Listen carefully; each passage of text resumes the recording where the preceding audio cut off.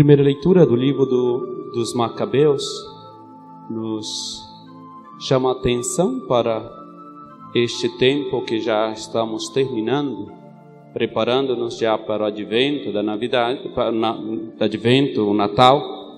E nesse tempo do advento, ou que é antecipado antes do advento, ou seja, esse tempo é um tempo que nos preparamos para um tema importante, né, antes da festa de Cristo Rei, que o tema é do juízo final, os fins dos tempos, né?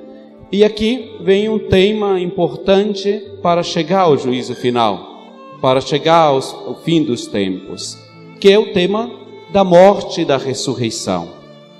Morte e ressurreição. Importante.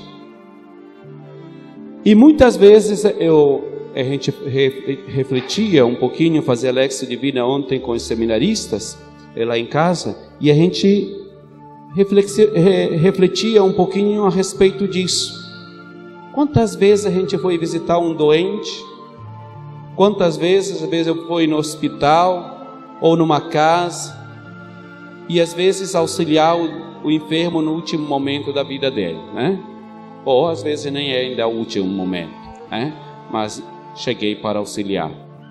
E às vezes a preocupação primeira é, uns têm medo da morte, outros aonde a gente vai, depois da morte, depois a gente ressuscita ou não vai ressuscitar, será que eu vou para o inferno?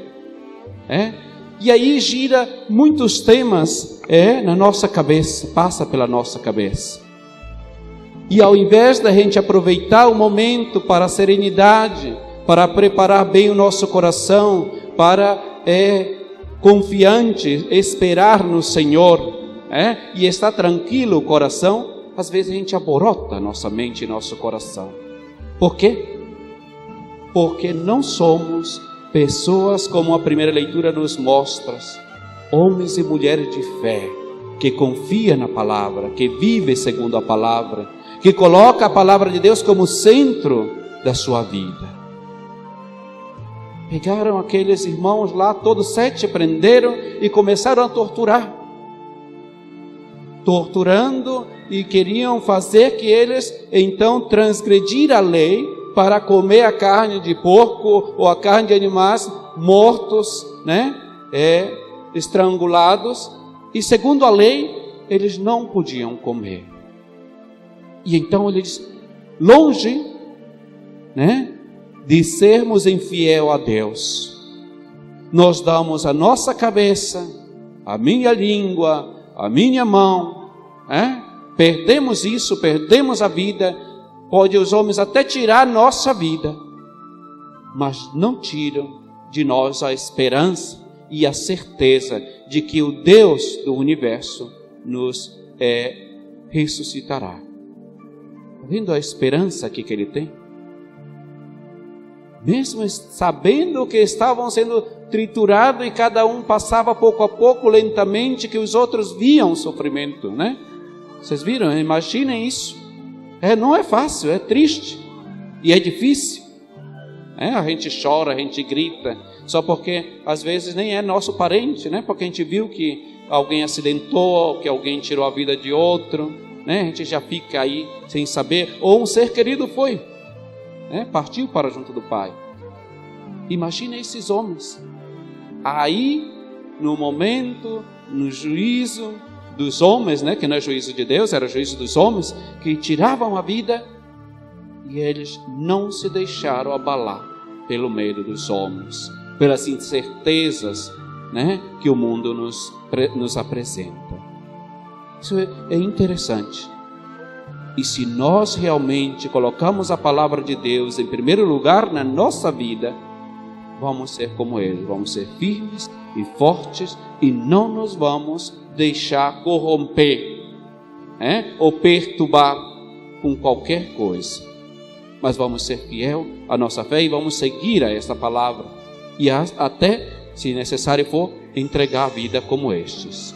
Isso é o caminho do cristianismo, que é o caminho da própria entrega de Jesus Cristo. Daí vem o cristianismo, É Jesus que entregou sua vida para salvar-nos.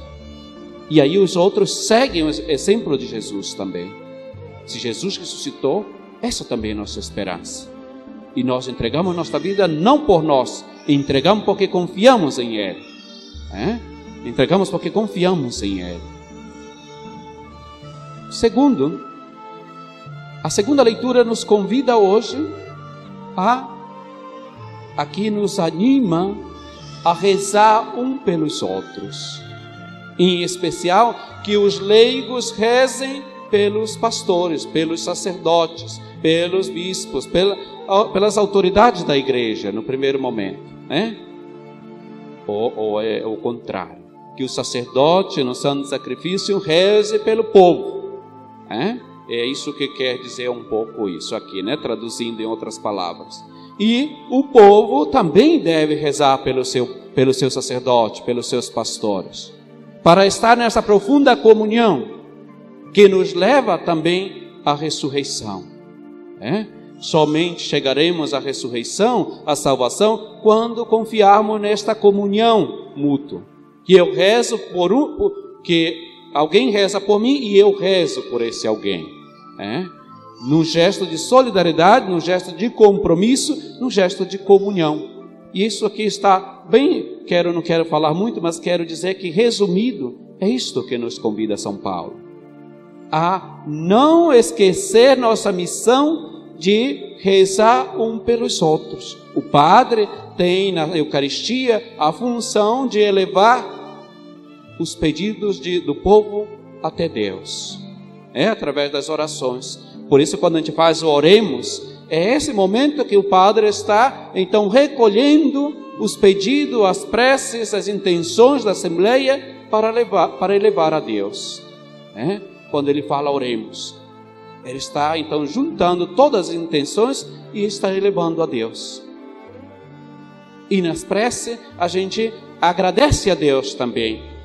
E aqui, não somente na prece, mas no nosso dia a dia, no nosso cotidiano, São Paulo diz que nós não devemos de esquecer esta missão, de rezar também por aqueles que rezam por nós.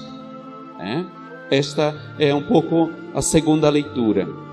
E o Evangelho, mostrando na mesma ótica, na mesma direção, ele nos fala uma preocupação, e aqui os saduceus, ou os fariseus, mas os saduceus que querem colocar Jesus aí em xeque, quer dizer, que querem colocar Jesus aí em problema, em dificuldade, aí eles começam a fazer algumas perguntas daquilo que eles não acreditam, para ver qual é a resposta de Jesus, E a pergunta é muito capciosa, no sentido de que eles perguntam: Moisés disse isso, Porém, deixa eu ver o que disse Moisés aqui para mim. Disse: Mestre, Moisés deixou-nos escrito: se alguém tiver um irmão casado e este morrer sem filhos, deve casar-se com a viúva a fim de garantir a descendência para o seu irmão. E aí eles contam essa parábola, essa história pequena, para dizer que uma pessoa casou com uma mulher. E essa pessoa veio a falecer antes de deixar um filho, antes de a mulher engravidar, vamos dizer assim. E assim, como a lei dizia isso, assim casaram um e outro, e aí todos morreram. Ao final, também a mulher morreu. Como os saduceus não acreditavam na ressurreição, então eles perguntam para Jesus: de quem será mulher na ressurreição? Eles perguntam algo que eles não acreditam, mas perguntam para saber qual é a resposta do mestre da lei, que deve conhecer bem a Torá. A lei de Moisés dizia aquilo, mas Jesus dizia que tinha que interpretar em um contexto, não separadamente. E aí Jesus disse, em outras palavras: por que você se preocupa com isso? De quem será a mulher no final? Se na vida futura, se na ressurreição, não existirá mais esse desejo. Não existirá mais a necessidade de casar-se. E nem as mulheres se dão em casamento. Aqui na vida, a gente tem essa necessidade carnal. Mas, junto de Deus, seremos como anjos, como filhos de Deus, mas não com carnal. Filho de Deus espiritualmente. Em outras palavras, eu dizia na reflexão em casa, dizendo, tantas coisas para preocupar. Agora nós vamos preocupar de quem será a mulher no final. Ao invés de preocupar, de preparar, de aproveitar esta vida para fazer o bem, nós estamos preocupando em coisas inúteis. E muitas vezes nessa vida é assim também nós. Ao invés de fazer o bem, de ser um bom cristão, de fazer uma boa obra de caridade, de viver a vida segundo o Evangelho, segundo a justiça, aí nós começamos a fazer tantas coisas e julgar o outro. Aí estamos como os saduceus. Só julgamos e julgamos e depois queremos salvar. Aí Jesus está dizendo aqui muito claro, aquele que quiser se salvar não pode ir por outro caminho, senão pelo caminho de Jesus Cristo, que deu sua vida sem preocupação, sem esperar nada em troca, que o deu livremente e o deu para salvar-nos, para que nós ganhássemos com isso, não ele. Nós que ganhamos com isso. E muitas vezes não sabemos agradecer isso. Não sabemos agradecer isso. E começamos a questionar, e começamos a julgar, e começamos a falar mal do outro. E é isso aqui que Jesus aqui nos convida. Disse, e que os mortos ressuscitam? Sim, ressuscita, Jesus disse. Quando mesmo Moisés, que vocês estão aqui me justificando, fala também lá no episódio da sarça. Deus de Abraão, o Deus de Isaac e o Deus de Jacó. Por quê? Porque Abraão, Isaac e Jacó já não estavam entre eles. Porém, para eles, para os fariseus, para os saduceus, eles continuavam presentes na comunidade por causa da sua história, por causa do que eles fizeram em prol, por causa das leis que eles deixaram para o povo. E é aí que Jesus está dizendo, se vocês fazem boas obras, se vocês não ficam só criticando, mas se vocês começam a viver a sua vida segundo o Evangelho, praticando a justiça, a caridade, o amor, a paz, a concórdia, aí sim vocês ressuscitarão. Ao contrário, se estão só criticando, não ressuscitarão. E é neste sentido que somos convidados a não ficar preocupando-nos com essas coisas inúteis da vida, mas saber, como na primeira leitura, aqueles confiar em Deus e saber abandonar-nos na mão de Deus. Saber que se Ele ressuscitou e se nós seguimos seus passos, esta é nossa esperança, esta é nossa fé, de que todos nós ressuscitaremos em Deus.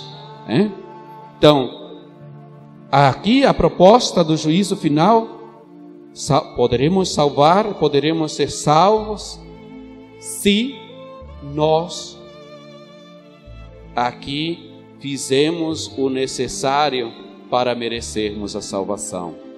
Se não, não vamos salvar-nos, E aí daí não adianta ter medo, porque com medo ou sem medo, nós vamos um dia, Agora, para não ter medo, devemos ter a certeza de que se eu sou bom cristão, se eu sou um homem de caridade, uma mulher de caridade, se eu vivi a minha fé fundamentada na palavra de Deus, nos ensinamentos da igreja, da minha fé, não tem outra esperança senão a esperança de participar do banquete do Pai, de alcançar a salvação, de ressuscitar juntamente com Ele. Essa é, pois, a nossa esperança, que deve nos fortalecer, que deve nos encher de gozo e de alegria. Assim seja.